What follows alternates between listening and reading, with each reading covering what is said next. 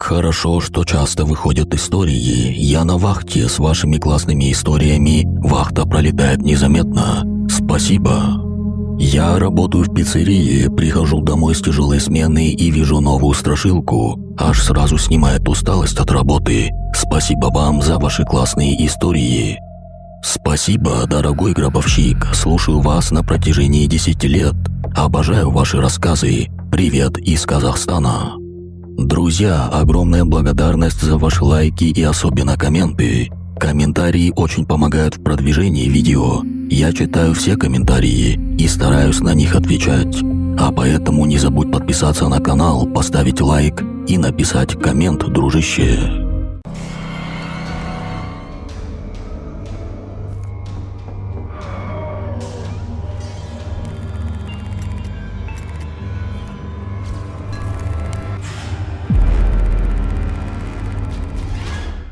А перед началом истории сердечно благодарю моих подписчиков на Бусти. В нынешнее время отключенной монетизации на YouTube новые ролики выходят только благодаря вам. А если ты тоже хочешь поддержать меня копеечкой, тогда подписывайся на мой Бусти по ссылке в описании. Ведь на Бусти истории выходят раньше, и плюс там есть крутые эксклюзивы. К тому же я приготовил для вас отличный бонус, друзья. До конца лета 50% скидка на все виды подписок.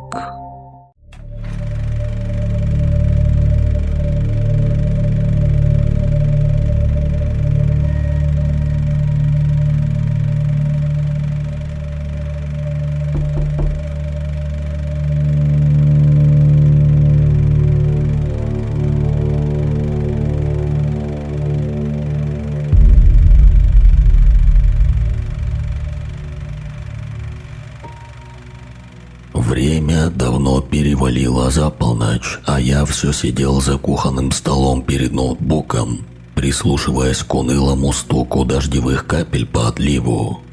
На экране медленно, процент за процентом, ползла синяя полоса рендеринга видео. Я с недавнего времени подрабатывал фрилансом, монтируя рекламные ролики для небольших местных конторок.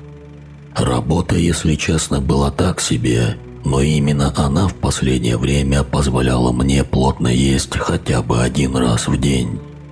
На таймлайне в монтажной программе в 20-й раз крутился один и тот же 5-секундный отрезок с рекламой автосервиса, и от этого мелькания у меня уже резало в глазах. Я с наслаждением потянулся и взял со стола кружку. Кофе на дне давно остыл, покрывшись тонкой неприятной матовой пленкой, и на вкус теперь был просто отвратительным. На часах в углу монитора светилось 01:59. Самое тяжелое время для организма, между прочим. Сон уже подступал, а разум начинал играть со мной в прятки, превращая обычные тени в углах комнаты в причудливые шевелящиеся силуэты. Я потряс головой, прогоняя наваждение, и шумно выдохнул. Тут гробовую тишину нарушил неприятный звук. Он донесся из темной прихожей, и я замер, так и не донеся кружку до рта. Сначала раздался тихий шорох, будто по обивке из дермантина провели чем-то жестким, ногтем или ключом, а затем трижды коротко, еле слышно стукнули костяшками пальцев по дверной коробке. Я сначала нахмурился, а потом разозлился. Кого там принесло еще? Первая мысль была самой обыкновенной. Кто-то из соседей перебрал лишнего в пятницу и перепутал этаж или квартиру. В нашем подъезде такое бывало нередко. На верхних этажах в основном снимала квартиры молодежь и устраивала шумные посиделки. Я поставил кружку на стол, медленно поднялся со скрипучего компьютерного кресла и побрел в коридор. Из-под входной двери заметно тянуло сквозняком. Уплотнитель давно сохся и пропускал ледяной воздух из подъезда.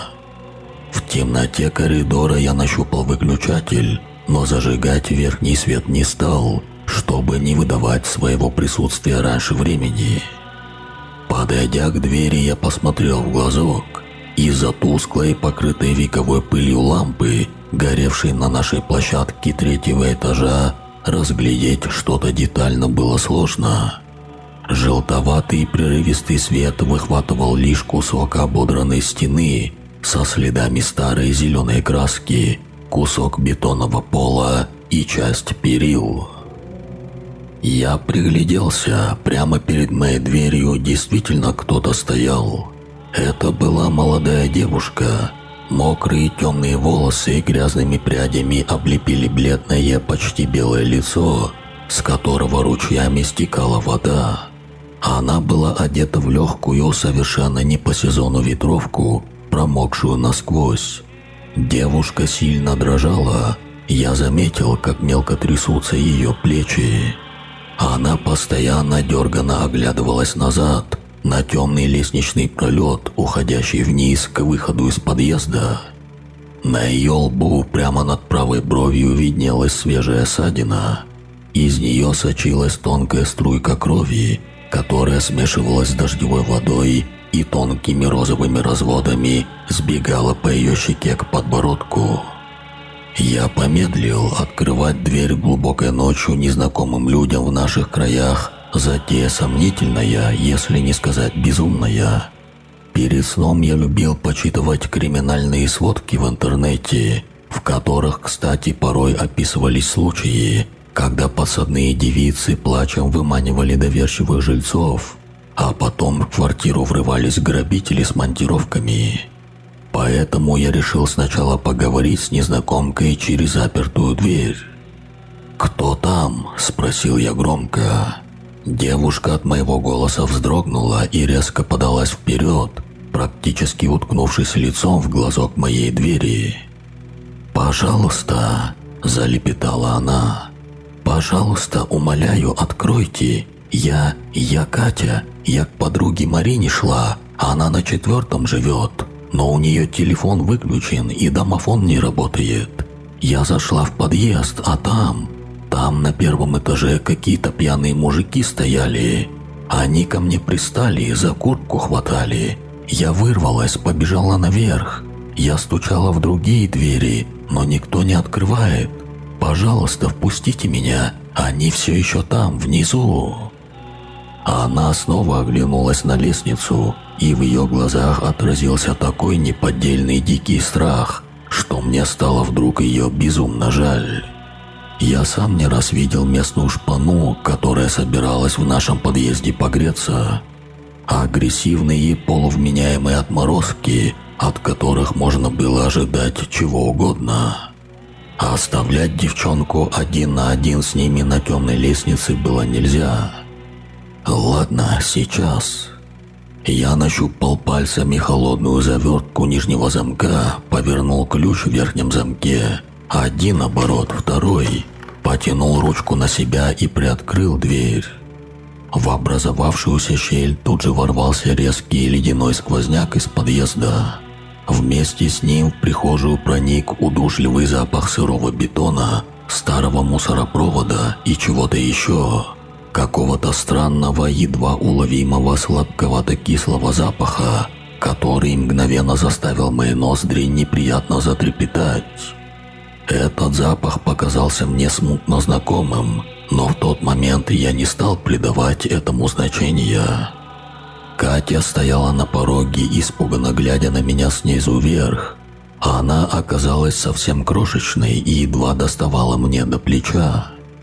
«Заходи быстрее», – скомандовал я, отступая в сторону и освобождая проход.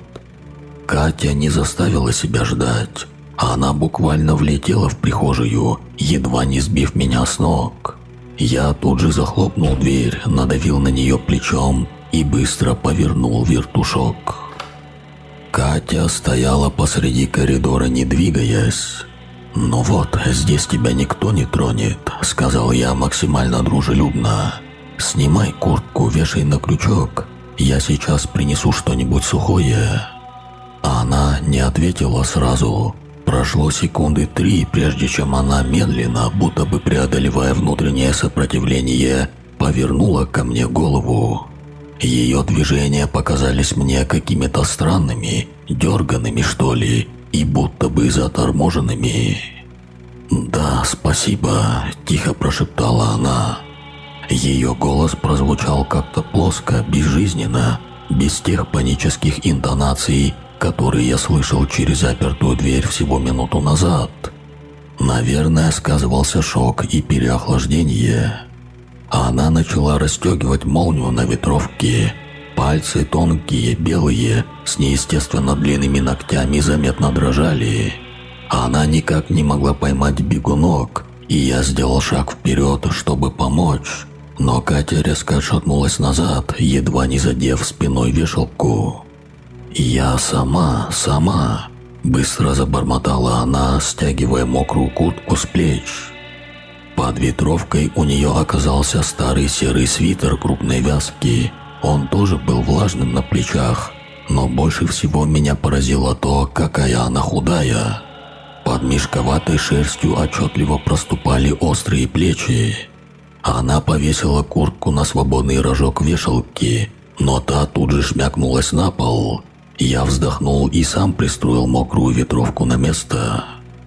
«Иди в ванную». Я указал рукой на дверь в конце коридора. «Умойся, смой кровь. В шкафчике над раковиной есть перекись и ватные диски. Ссадину обработай, а я пока на кухне чайник поставлю. Тебе надо согреться». Катя молча кивнула, опять этот странный и слишком быстрый кивок. Голова будто бы упала вперед на шарнире и тут же вернулась в исходное положение. Она медленно побрела по коридору в сторону ванной, и походка ее тоже была странной. Она не перекатывала стопу с пятки на носок, а наступала как-то плашмя. Я вздохнул, зашел в спальню, достал из шкафа чистое махровое полотенце голубого цвета и отнес его в ванную. Катя уже стояла там перед зеркалом, просто глядя на свое отражение. Свет ванной у меня был яркий, люминесцентный, и в этом холодном белом сиянии ее кожа отливала каким-то сероватым, почти земляным оттенком. «Вот, держи полотенце, чистое». Я протянул ей махровую ткань. Она взяла его, не глядя на меня. Ее пальцы скользнули по моей ладони, и я инстинктивно вздрогнул. Незнакомка была ледяной. Внутри меня шевельнулся первый еще неосознанный сигнал тревоги, но я тут же загнал его поглубже, списав все на собственную мнительность и ночную усталость. «Располагайся, чай будет через 5 минут», – сказал я и закрыл за собой дверь ванной. Я пошел на кухню. Кухня, кстати, была типичной для панельных девятиэтажек. Маленькая, квадратная, забитая мебелью. Я набрал воды в старый эмалированный чайник, поставил его на газовую плиту и чиркнул спичкой. Голубое пламя с тихим хлопком облизало дно чайника. Я достал из шкафа 2 чистые кружки, бросил в них по пакетику крепкого черного чая и отрезал 2 толстых ломтика лимона. Резкий свежий цитрусовый аромат немного разогнал сонную одурь. В ванной зашумела вода. Я стоял у плиты, глядя на огонь, и прислушивался. Вода текла ровным сильным потоком. Обычно, когда человек умывается, слышны характерные звуки: фырканье, всплески, шуршание полотенца, шорох баночек на полке. Здесь же стояла какая-то неестественная тишина, разбавляемая только плотным шипением воды из крана. Я прям представил, как она просто открыла кран и стоит перед ним, не шевелясь. Через пару минут шум воды прекратился, щелкнул замок, и дверь ванной открылась. Катя вошла на кухню.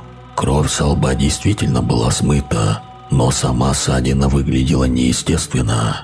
Она как будто бы поджила за эти несколько минут. Мокрые волосы незнакомка кое-как отжала и зачесала назад, отчего ее лицо стало казаться еще более узким и худым. «Садись», – я кивком указал на деревянную табуретку у окна. Она послушно села, и при этом ее колени громко хрустнули.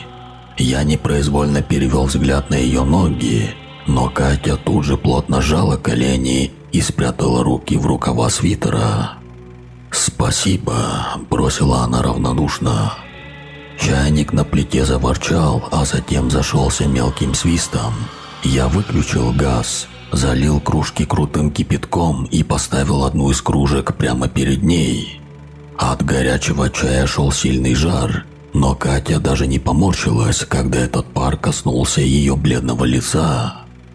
Она медленно вытащила руки из рукавов свитера и обхватила кружку ладонями. И тут я похолодел во второй раз. Любой нормальный человек, прикоснувшись к чашке с крутым кипятком голыми руками, тут же отдернул бы их, ибо получил бы ожог. Но она только крепче сжала горячую керамику своими белыми пальцами. Я сел на соседнюю табуретку, глубоко вздохнул и сразу закашлялся. От Кати исходил тяжелый сладковато-кислый гнилостный душок. Так пахнет в старых заброшенных деревянных погребах, где в самом дальнем углу под грудой прелой соломы уже несколько месяцев гниет забытый мешок с прошлогодним картофелем. Этот запах разложения мигом осел на языке, вызывая легкий приступ тошноты. «Кать», – тихо позвал я, – «а где именно ты живешь, откуда пришла?» Она медленно подняла на меня глаза. Ее зрачки были неестественно расширены, они занимали почти всю радужку, оставляя лишь тонкую полоску серого цвета. Она смотрела на меня в упор, не моргая. «Из центра», – ответила она после долгой паузы. Каждое слово давалось ей с трудом, будто бы язык ее плохо слушался. «Гуляла, потом поехала к Марине на автобусе». «Так автобусы уже 3 часа как не ходят», – заметил я, пристально глядя на нее. А из ее горла вылетел странный звук. Короткое щелканье, похожее на стрекотание крупного насекомого. Мы сидели на кухне всего полчаса, но мне казалось, что прошла целая вечность. Чай в наших кружках давно остыл. На поверхности напитка Кати плавал сморщенный потемневший ломтик лимона. Она так и не сделала ни одного глотка. Ее пальцы все еще сжимали холодную теперь керамику, а взгляд оставался прикованным к одной точке на клеенке стола.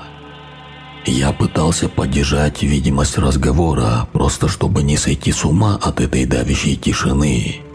Я спрашивал ее о погоде, о том, где именно на 4-м этаже живет ее подруга Марина. Пытался шутить, но все тщетно. Катя либо молчала, либо отвечала короткими, односложными фразами, которые звучали так, будто бы она зачитывала их по бумажке.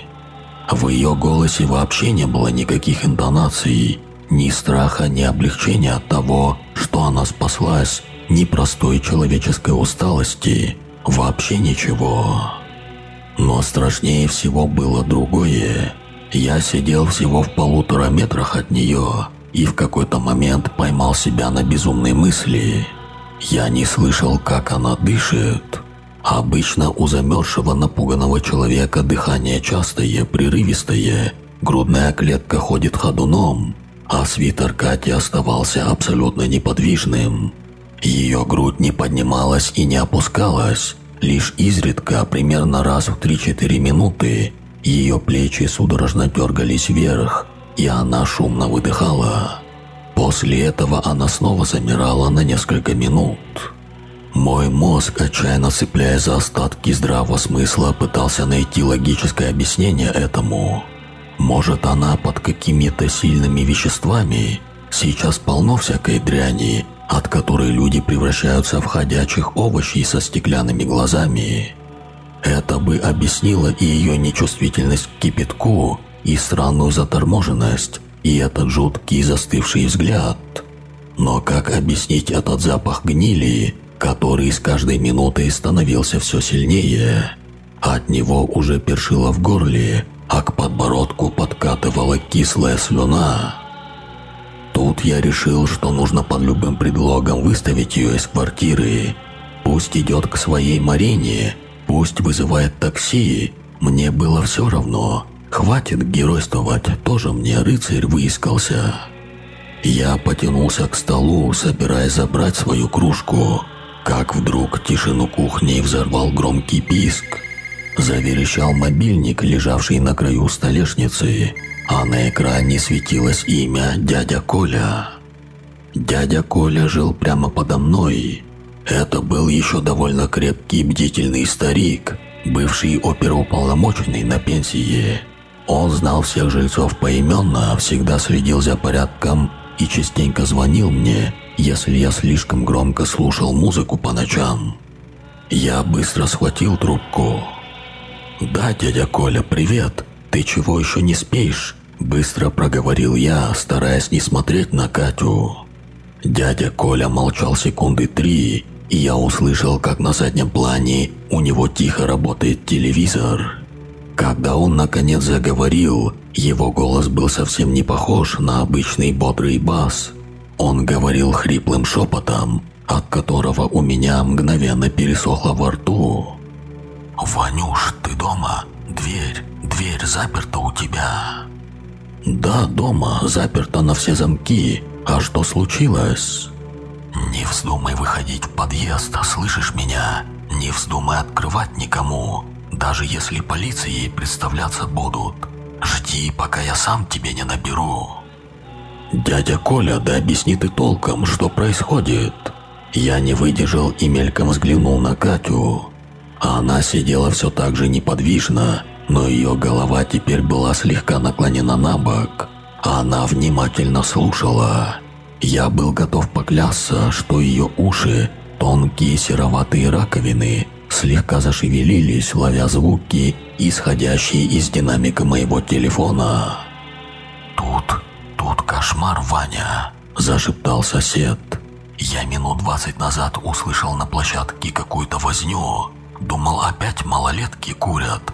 Посмотрел в глазок, а там темно, лампочку выкрутили.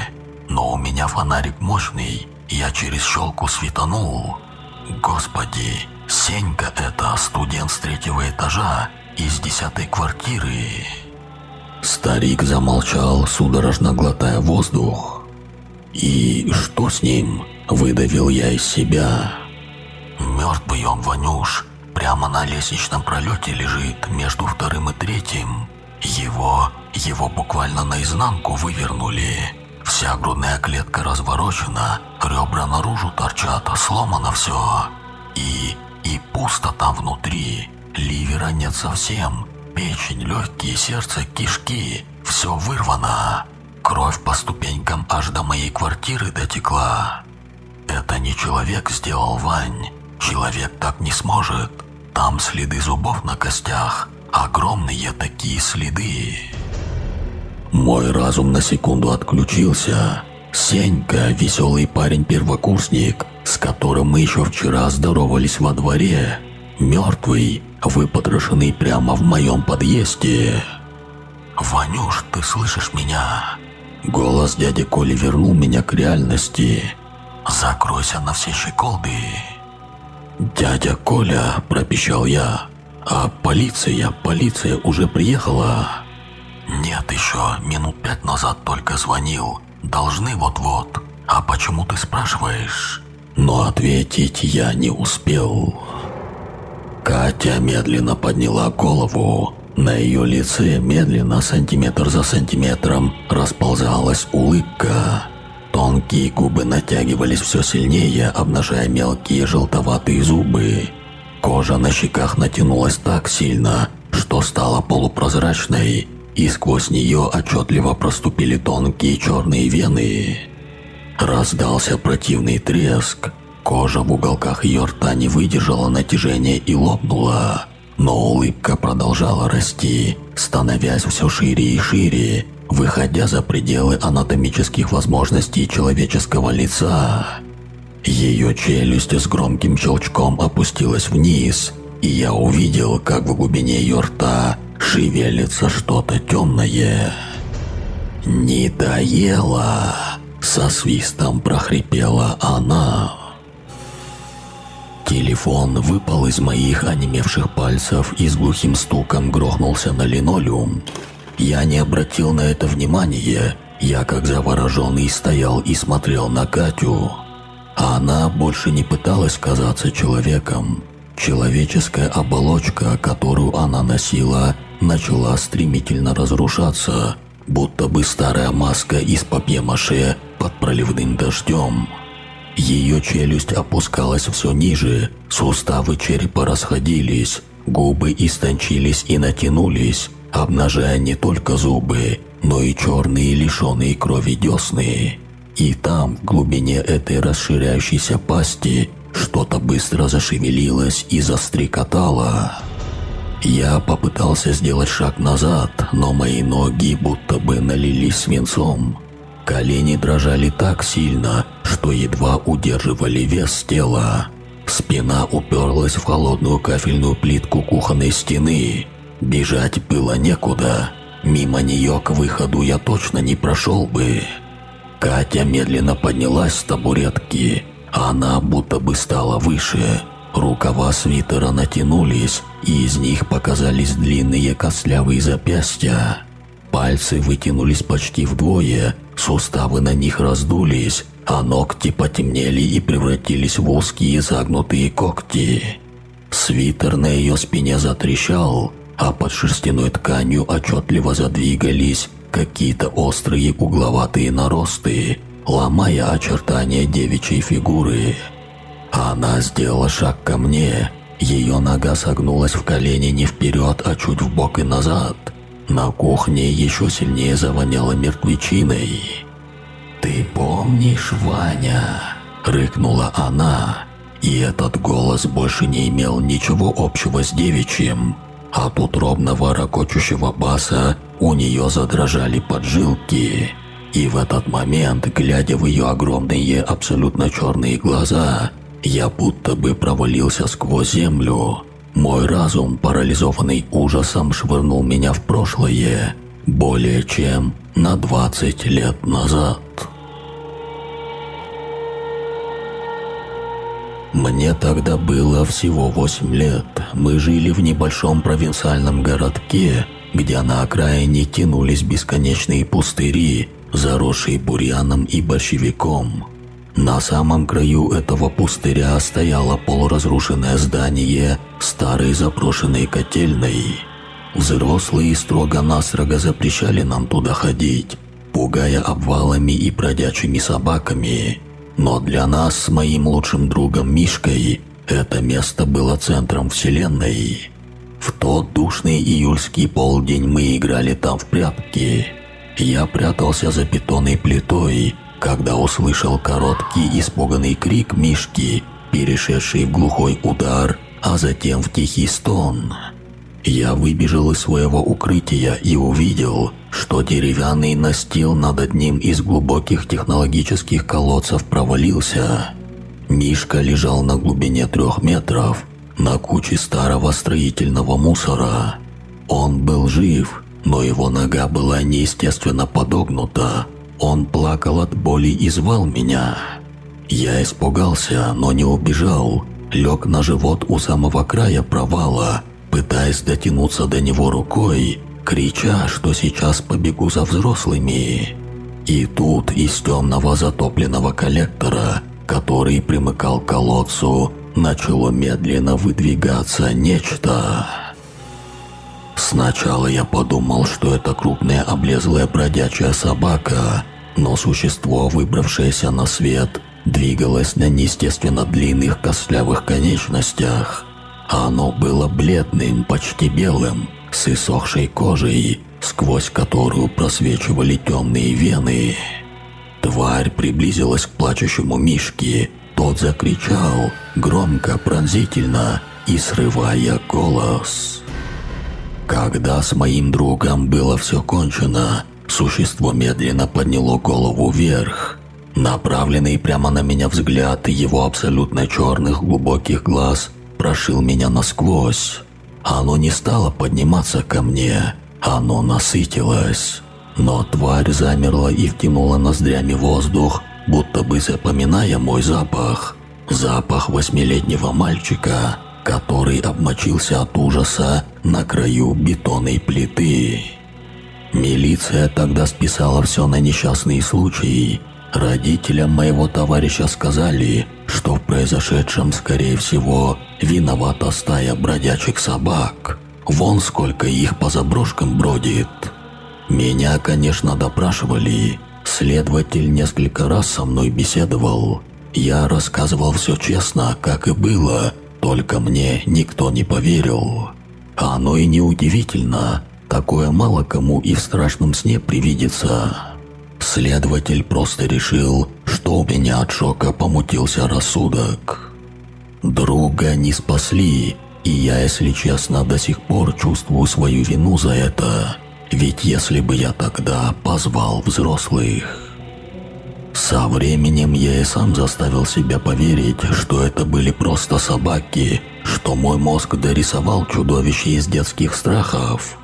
Я переехал в другой город, вырос, купил квартиру.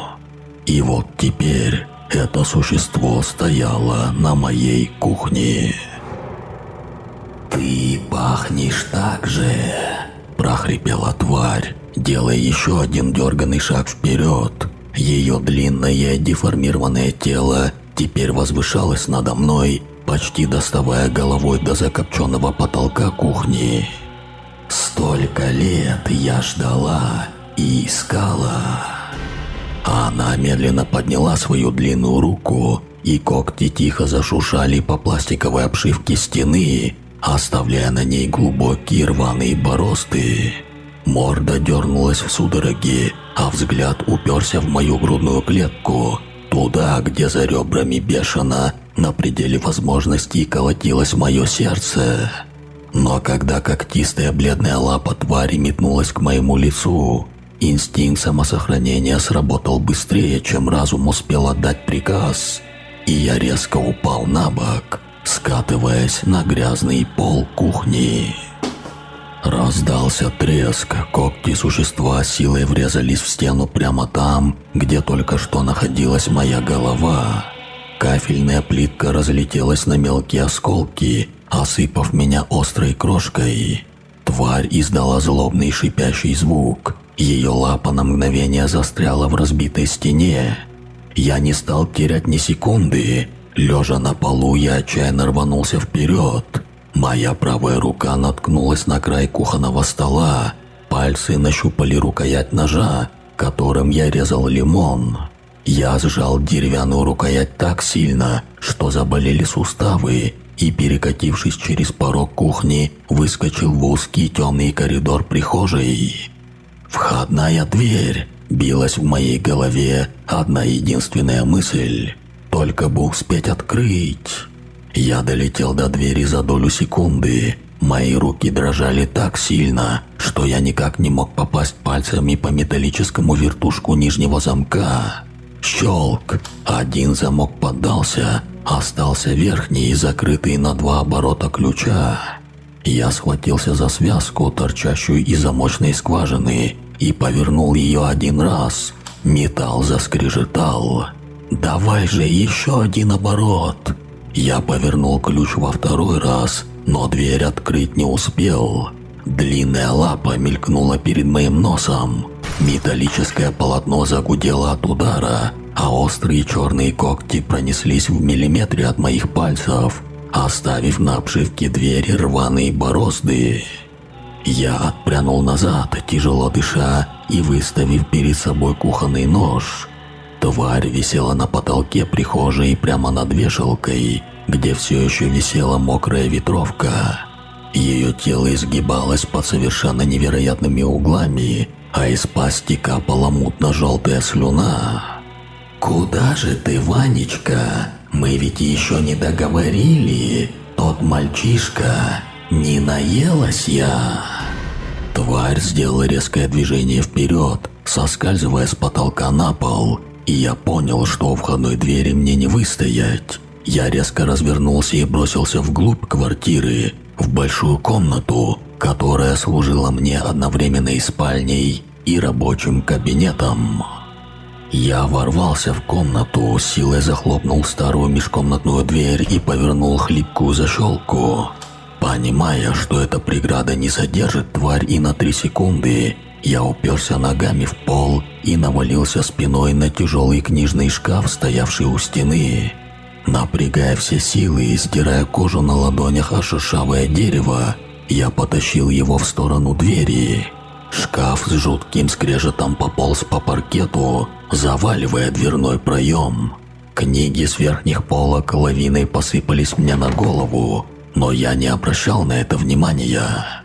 Едва шкаф заблокировал проход, в дверь с той стороны последовал удар такой силы, что тонкое полотно ДСП пошло трещинами. Шпингалет вылетел, шкаф покачнулся, но устоял. В комнате царил полумрак, разбавляемый лишь бледным светом уличных фонарей сквозь залитое дождем окно. Я стоял посреди комнаты, сжимая в руке нож, и слышал, как за дверью тварь царапает дерево своими когтями. Она не торопилась на меня напасть или сожрать, как Мишку или Сеньку. Она упивалась моим страхом. «Открой, Ваня!» – раздался шепот из-за двери. Голос изменился. Бас превратился в тоненький фальцет. «Помнишь, как кричал тот мальчик? Ты ведь бросил его тогда? Испугался?» «Убирайся, тварь, убирайся!» – заорал я. Но ответом мне стал жуткий смех, перешедший в утробный рев. Шкаф перед дверью резко подался вперед. Деревянное полотно двери лопнуло посередине, и в образовавшуюся щель пролезла морда монстра. Я понимал, что бежать больше некуда. Сзади было только окно и балконная дверь. Когда тварь вылезла со шкафа и сделала резкий выпад, пытаясь схватить меня за плечо, я сделал шаг навстречу и изо всей силы вогнал кухонный нож в ее бледное, обтянутое сухой кожей плечо. Лезвие вошло глубоко, до самой рукояти. Тварь поначалу замерла, а потом пронзительно завизжала. От этого звука в серванте со звоном лопнули стекла, а я чудом удержался на ногах. Монстр резко взмахнул свободной лапой, и тяжелый удар в грудь отбросил меня в дальний угол комнаты. Я сильно ударился спиной о батарею отопления. Из легких мгновенно выбило весь воздух, а нож остался торчать в плече монстра. Тварь, качаясь из стороны в сторону, начала вытаскивать лезвие своими длинными когтями, а я, хрипя и задыхаясь, пополз по полу в сторону открытой балконной двери. Это был мой единственный и последний шанс. Я буквально вывалился на узкий бетонный балкон, тяжело дыша и захлопывая за собой хлипкую пластиковую дверь. Мои пальцы, перемазанные вонючей черной кровью, которая брызнула из раны твари, скользили по пластиковой ручке, не давая мне нормально за нее ухватиться.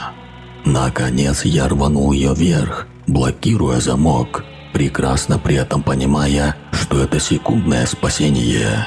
Обычный стеклопакет не мог стать преградой для того, что сейчас бесновалось в моей комнате. Холодный осенний дождь мгновенно обрушился на мое лицо. Воздух на балконе казался невероятно чистым и вкусным после удушливого гнилостного смрада, царившего в квартире.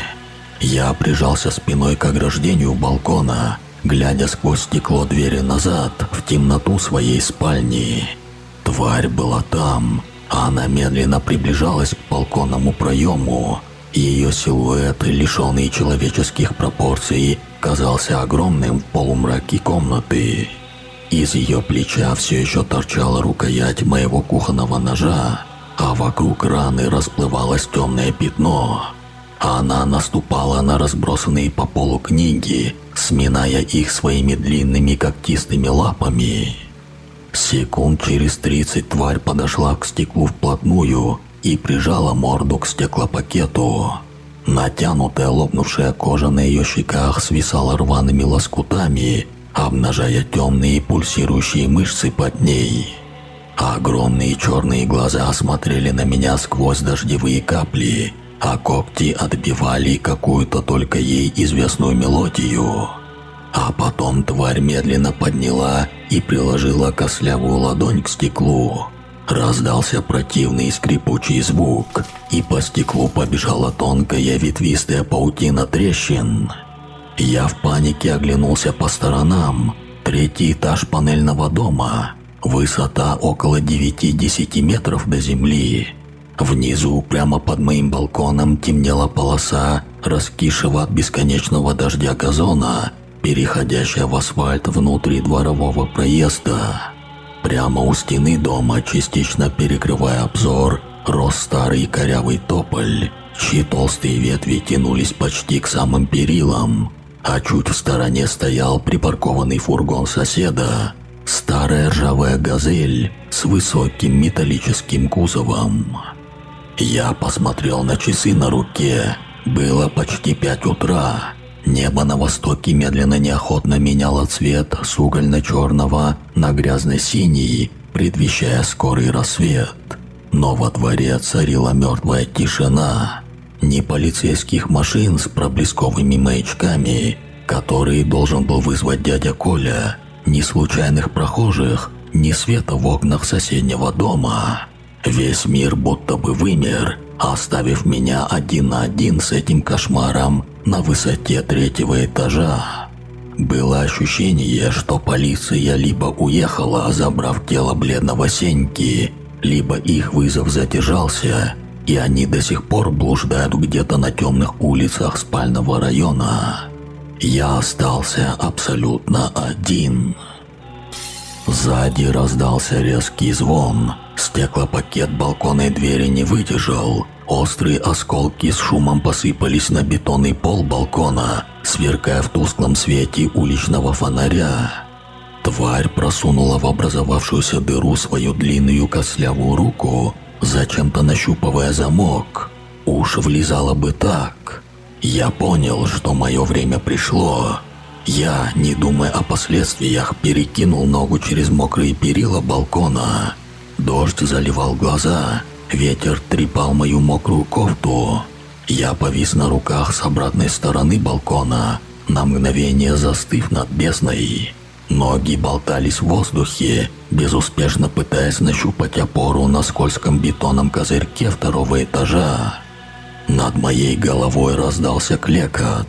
Тварь все-таки выбралась на балкон. Она двигалась, как огромный бледный паук, цепляясь когтями за кирпичную кладку стены дома. Ее разорванное лицо наклонилось надо мной, и с ее челюстей на мои плечи закапала вонючая слизь. «Не прыгай, Ванечка, дай мне тебя попробовать. Не бойся, смерть это не больно». Ее длинная лапа с растопыренными когтями медленно потянулась к моим пальцам, сжимающим перила.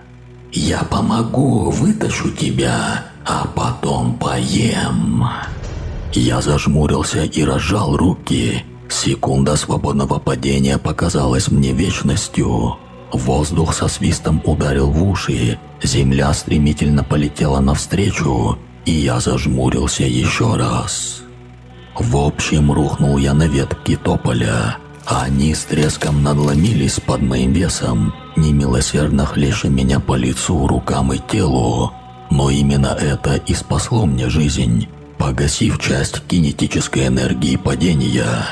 А потом я свалился на крышу припаркованной соседской «Газели». Листы железа под моим весом прогнулись. От страшного удара в левом боку что-то хрустнуло, а в глазах на мгновение вспыхнуло ослепительное белое пламя, сменившееся абсолютной темнотой. На секунду мне показалось, что я умер. По инерции мое тело скатилось с мокрой скользкой крыши фургона и мешком рухнуло вниз, прямо на раскисшую от дождя глину и жухлую траву газона. Я лежал на спине, глядя в мутное серое утреннее небо. Дождевые капли падали мне на лицо, смешиваясь со слезами и кровью. Каждый вздох отзывался невыносимой режущей болью в левом боку. Ребра явно не выдержали удара. Левая нога онемела. При малейшем движении ее пронзала острая боль.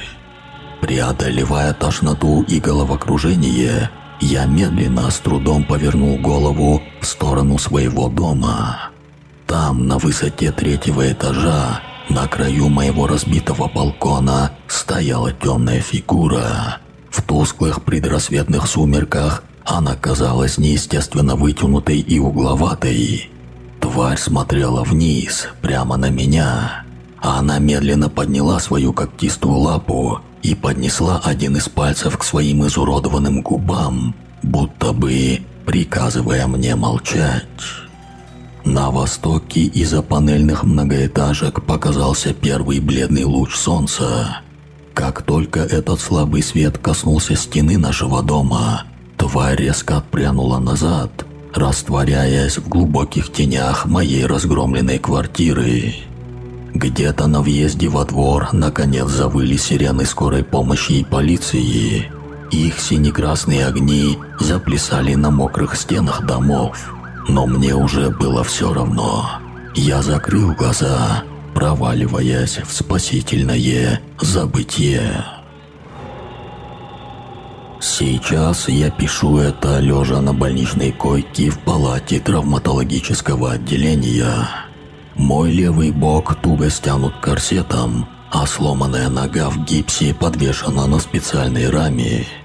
Врачи говорят, что мне невероятно повезло упасть с 3-го этажа на металлическую крышу и отделаться лишь переломами ребер и голени – это почти чудо. Соседская газель и ветки тополя самортизировали удар. Полиция, конечно, не поверила моим рассказам. Смерть Сеньки, студента на лестнице, и разгром в моей квартире они списали на нападение банды наркоманов. Следак, который приходил брать у меня показания, сухо пояснил: «Не, ну а чё ты хотел? Эта дрянь здорово мозги сушит. Нарики, они же не люди. Парнишка этот бедный просто не в то время и не в том месте оказался. Не дал денег, вот они ему брюхо и вспороли. Да не трухай ты, все нормально будет. Поймаем мы этих нелюдей и вкатим им всем по самые помидоры. А про девку Саранчу, или как ее там, ты это забудь. Привиделось тебе, парень». В моей квартире нашли следы борьбы, но черная жижа, которая капала из пасти этой твари, к моменту их прихода высохла, превратившись в обычную вонючую пыль, которую эксперты даже не стали детально исследовать. Мою историю про монстра из детства посчитали следствием тяжелого сотрясения мозга и шока. Но я знаю правду. Я знаю, что она жива.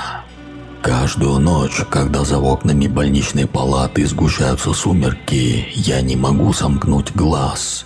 Я сплю теперь только днем, когда палату заливает яркий солнечный свет, а вокруг ходят медсестры и врачи. Потому что я знаю, у этих существ отличная память на запахи. Она запомнила меня много лет назад. Она нашла меня в другом городе. И теперь, когда я выпишусь из больницы, мне придется бежать снова, меняя имена, города и квартиры. Потому что в любой дождливый осенний вечер, ровно в 2 часа ночи, в мою дверь опять могут постучать. И кто знает, в каком обличии она явится ко мне в следующий раз.